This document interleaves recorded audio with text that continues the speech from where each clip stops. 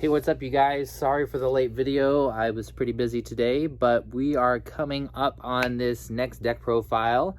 It is going to be a mill deck, and I know what you're thinking. Vegex is still a deck that is big in the meta, but this can also be a pretty aggro deck, so you don't have to worry about going the mill route with Vegex. It is still a very viable attack route. And I mean, you can mill them out and just make them shuffle their deck too against Vegex. So the leader is A21. You know, the A21 that brings out the field card, that A21 scheme and all that. Basically, we're playing this deck so that way we can use the clone tokens and utilize that. The clone tokens will be played with the A21's field scheme card. It says once per turn, when your opponent plays a non-token battle card, it can't attack for the duration of the turn. And also, if you play a black battle card, which I don't have any in the deck, place it in the owner's drop area. So we're going to avoid that.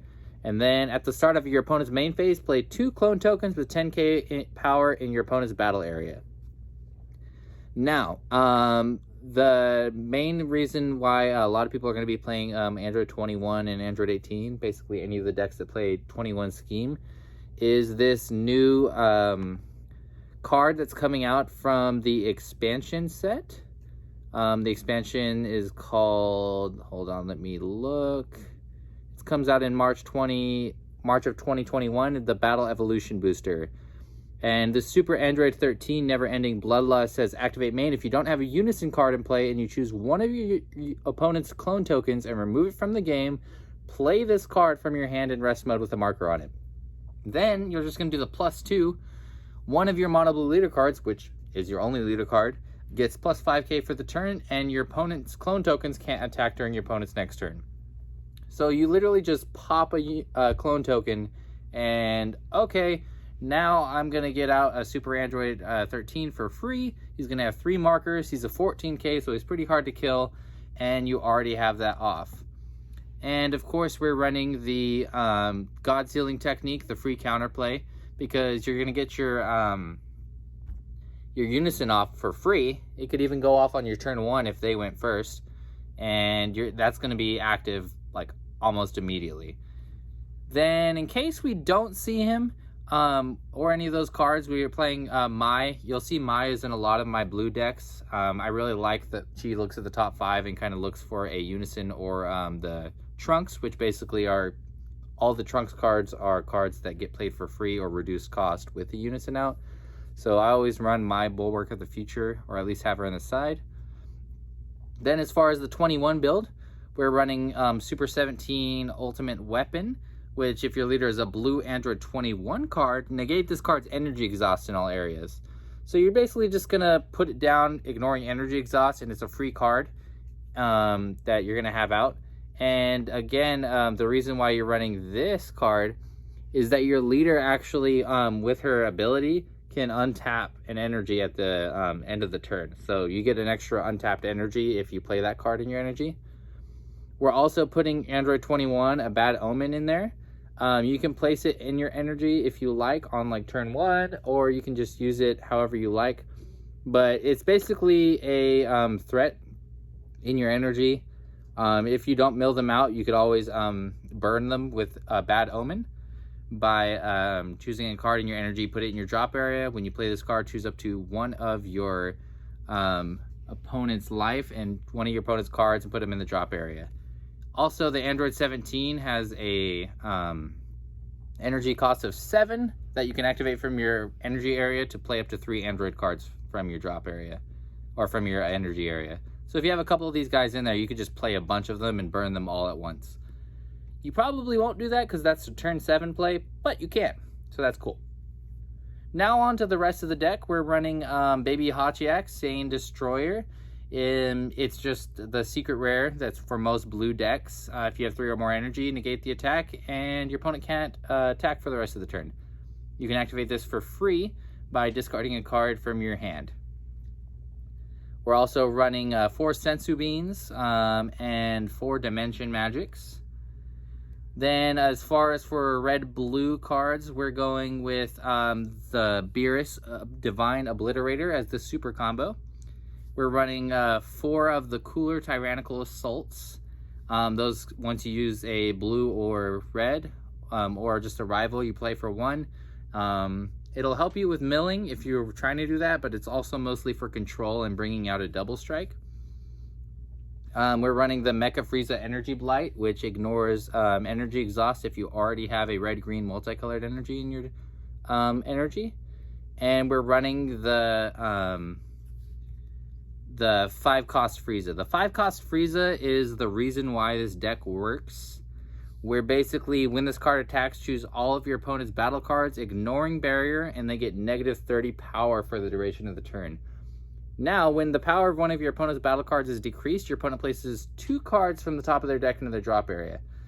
Now, if you paired this with the Cooler leader, then it would be 3, but with any other leader, it's just 2. But by the time you play this Frieza, if you let them get enough clone tokens on their side of the field, those count as battle cards. You just have to make sure to not have this card be the first card you play on your turn, because A21 scheme doesn't allow it to attack the first battle card you play. But as long as it's the second battle card you play, you attack with it and you destroy all of their clone tokens and any battle cards that they might have, and they mill 2 for each of them.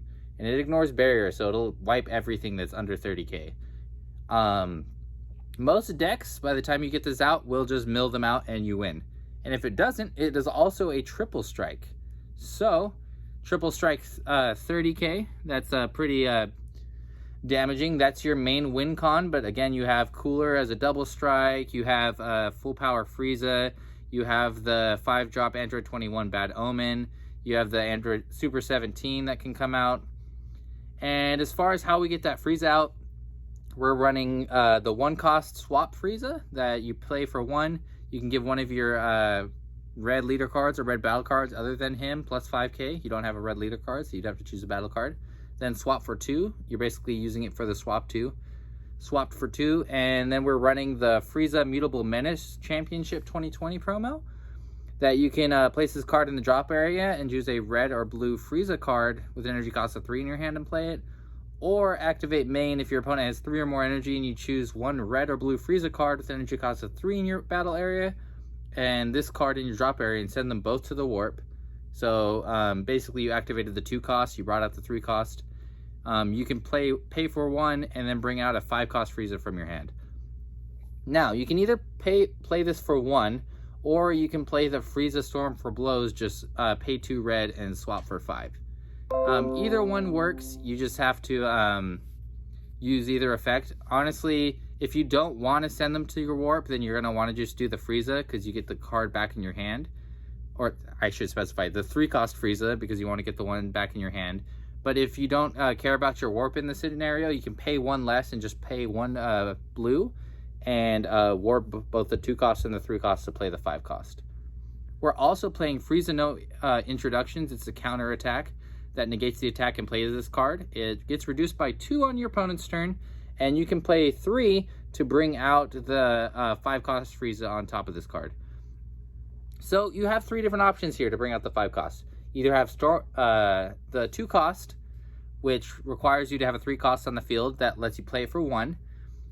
You have a 3 cost that plays it for 2, and you have a 4 cost that plays it for 3. So you could either play it for 1, 2, or 3. The 1 cost, you have to warp 2 cards. The 2 cost, you swap it back in your hand, and the 4 cost, you have to pay 3 for. Honestly, you'll probably end up doing the 3 costs effect most of the time, but it's nice to be able to get it off for 1. If they stopped your ability, you could just play a couple cards, boom, bam, bring out your 5 cost again. You get it off a couple times too. And yes, the effect does stack. If you had 2 of the Friezas out and you attacked with one of them, they would mill 4, not 2. So that's basically the deck. It's just milling, and you have a couple different big guys that can come out later on if you need to. As far as for the side deck, we're running 2 Android 21 Scholarly Gambits. It's if a copy of this card isn't in play, you can choose a clone token in your opponent's battle area and remove it from the game to play this card from your hand.